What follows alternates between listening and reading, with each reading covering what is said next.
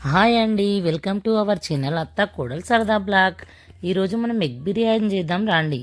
Eggs ఉడకబెట్టుకొని తర్వాత ఒక గిన్నె పెట్టి దాల్చిన చెక్క, సాజీరా, చెక్క, లవంగ, ఇలాచి, ఇవి గరం మసాలా అన్నీ వేసుకోవాలండి. వేసుకున్న తర్వాత పుదీనా, కొత్తిమీర, అల్లం ఎల్లిగడ్డ పేస్టు, కొంచెం ఉప్పు వేసిన తర్వాత అందులో రైస్కి తగినంత బాగా కలపాలండి. కలిపిన తర్వాత దానికి తగినంత రైస్కి తగినంత వాటర్ వేసుకోవాలండి. నేను ఒక హాఫ్ హాఫ్ కేజీ బియ్యానికి చెంబుతోటి కొలత తీసుకుంటానండి. 2 చెంబుల వాటర్ వేసానండి ఒక చెంబుకి. అలా వేసుకున్నాక ఎసరు వచ్చేసరికి మనం వాటర్ వేసుకొని ఎసరు వచ్చేసరికి మూత పెట్టి ఉంచుకోవాలండి. మూత పెట్టి పైన కడాయి పెట్టి ఆయిల్ పోసి బాగా వేపుకోవాలండి. టమాటా పేస్ట్, ఇది ఉల్లిగడ్డ టమాటా కలిపిన పేస్ట్ వేస్తేనే ఎగ్ బిర్యానీ చాలా టేస్ట్గా వస్తుందండి.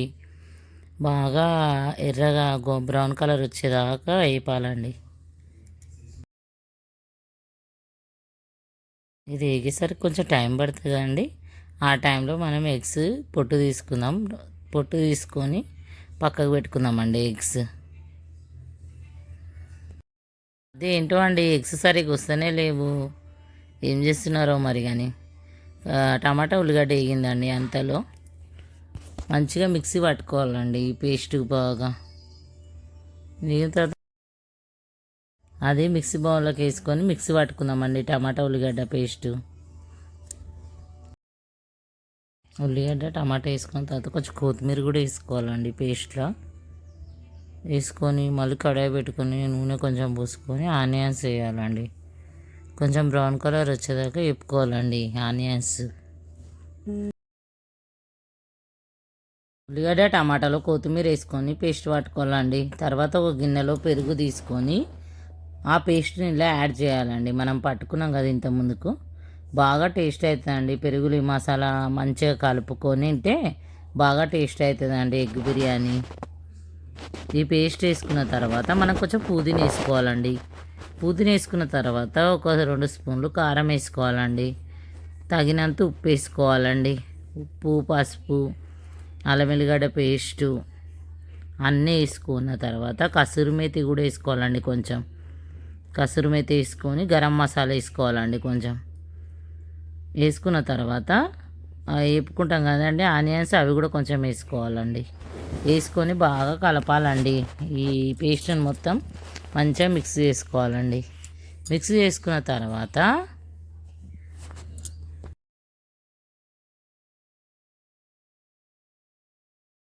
బాగా మిక్స్ చేసిన తర్వాత గుడ్లను కొంచెం ఆయిల్ వేసుకొని కడాయిలో అటు ఇటు ఫ్రై చేయాలండి. కొంచెం ఎర్రగా అయ్యే వరకు బాగా ఫ్రై చేసుకున్న తర్వాత బాగా ఫ్రై చేసుకోవాలండి. ఎంత బాగా ఫ్రై అయితే ఎగ్ బిర్యానీలా బాగుంటాయి ఎగ్స్. అట్లా ఫ్రై చేసుకున్న తర్వాత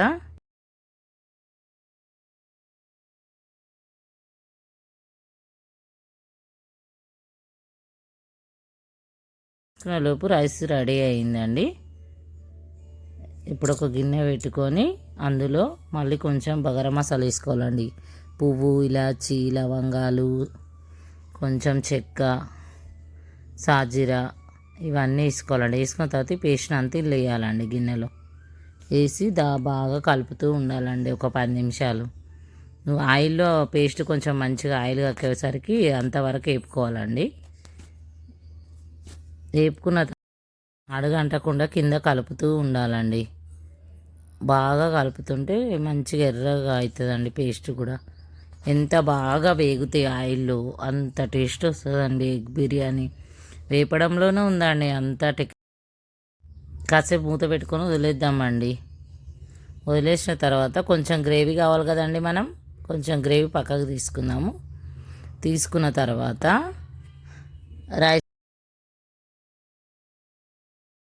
ఎగ్స్ గ్రేవీలో వేసుకోవాలండి. వేసుకున్న తర్వాత బాగా ఎగ్స్కి పట్టేటట్టు మసాలా కలుపుకోవాలండి. కొంచెం కొంచెం ఉడికిస్తే ఎగ్కి మంచిగా మసాలా పడుతుందండి. కొంతసేపు కలుపుకోవాలండి. కలుపుకున్న తర్వాత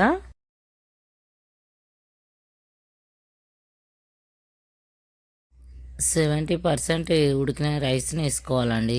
ఎందుకంటే దమ్ముకు పెడతాం కదండి, మళ్ళీ మంచిగా అవుతుంది రైస్. ఒక లేయర్ వేసుకున్నానండి రైస్.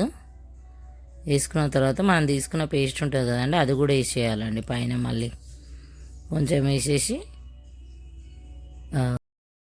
ఆ గ్రేవీ వేసుకున్నాం కదండి, దానిపైన ఇంకొంచెం రైస్ వేసుకోవాలండి. వేసుకున్నాక కొత్తిమీర, ఆనియన్స్ పైన చల్లుకొని కొంచెం నెయ్యి వేసుకోవాలండి. నెయ్యి వేసుకున్న తర్వాత మనం అవన్నీ వేసేసి కొంచెం దమ్కి పెట్టడానికి ఇప్పుడు మూత పెట్టుకుందామండి. మూత పెట్టేసి దానిపైన ఒక చిన్న రోల్ పెట్టాలండి. దమ్కి అయిపోతుంది. మనం 15 నిమిషాలు దమ్కి పెట్టుకోవాలండి బిర్యానీ. మనం అంతసేపు పెట్టుకుంటే మాడకుండా ఉంటుందండి బిర్యానీ, మంచిగా వస్తుంది. మన బిర్యానీ రెడీ అయిందండి. కింది నుంచి కొంచెం తీస్తున్నా చూడండి, చాలా బాగా అయిందండి. చూస్తుంటే నోట్లో ఊరిలు వస్తున్నాయండి నాకైతే. ఒక బౌన్లోకి తీసుకుందామండి. Egg biryani ready. తిందాం రండి ఫ్రెండ్స్. చాలా టేస్టీగా వచ్చిందండి బిర్యానీ మాత్రం. మా బాబుకి వేసాను, సూపర్ ఉందంటున్నాండి.